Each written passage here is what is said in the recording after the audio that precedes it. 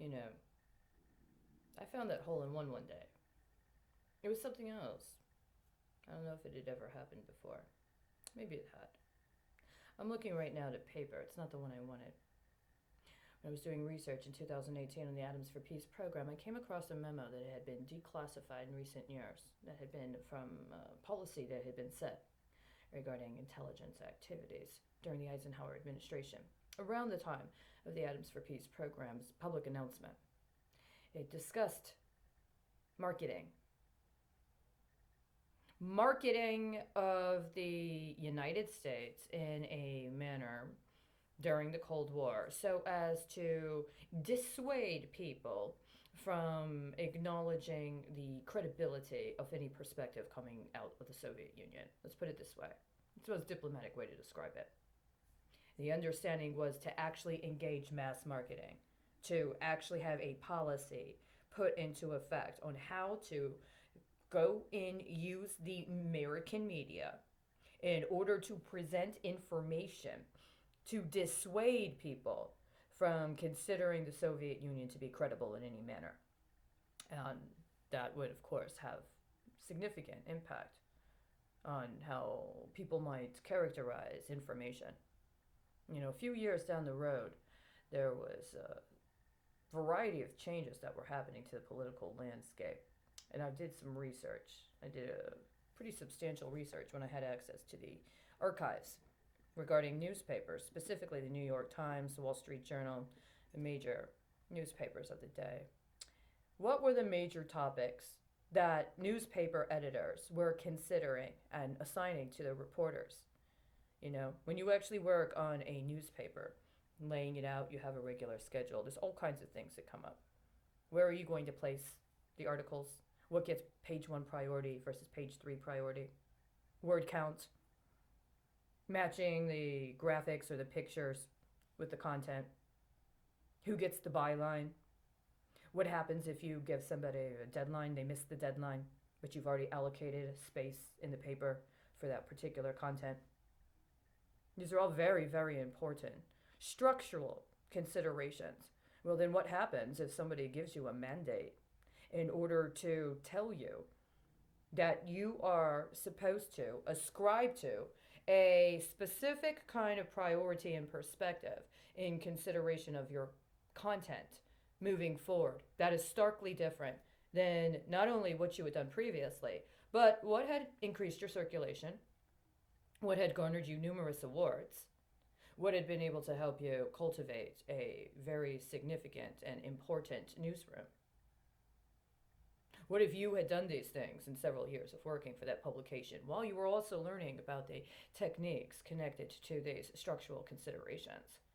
Coming in as you did, following an editor who went on to do completely different things and had a different concept of kind of considerations of that structuralism than you did, and yet had been able to make that transition only to be told right when you were getting, with you and your staff and your newsroom, to a point where you were in a position to really be able to do very important things with what had already been identified as being quality.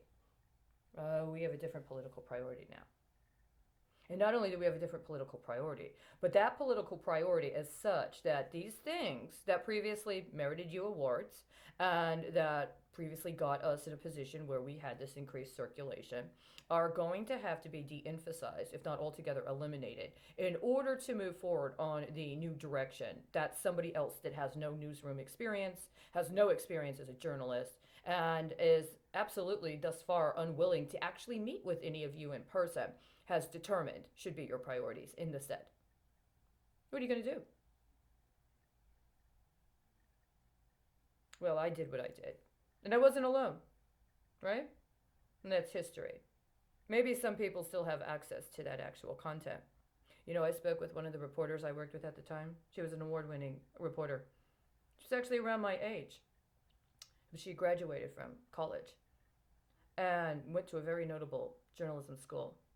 Was actually a part-time journalist with a established mainstream newspaper. She was in the Chicago bureau of a newspaper that was headquartered in another city. And when I saw her in 2016, I asked her, hey, can I get some photocopies of those articles. You know what she told me? Oh, I threw them out.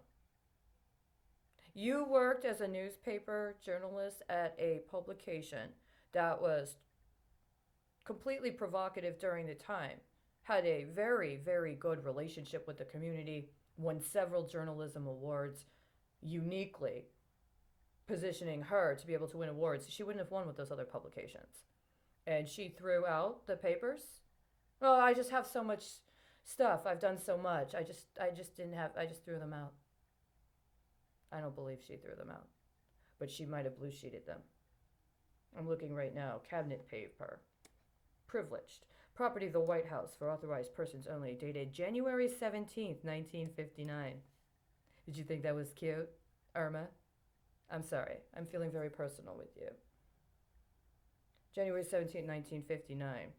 Responsibility. A communication plan of the scope envisioned by this paper must have central direction if it is to result in an integrated unit. For what? What are we talking about? This is not what I was looking for. What did I find instead? What is this?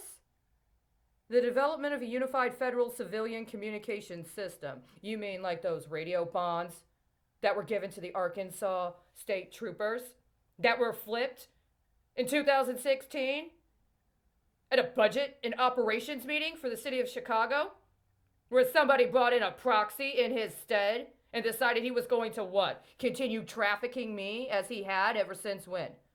When did that man get his license and think that he was entitled to develop somebody else's intelligence paradigm? I'm not blue sheeting any of it. I want my work. It was not intelligence, and it certainly wasn't supposed to be allowed to be disabused as intelligence to cover up for the crimes it reveals. You began a process of co-conspiring with forced cybernetic enhancement of political dissidents so that you could try to force them into acts of prostitution as a demonstration of loyalty to a foreign government. Then you occupied this country and infiltrated the government and attempted to try to cowl us into ceding to your narco-terrorist friends. It's not working, is it? And it's not going to work.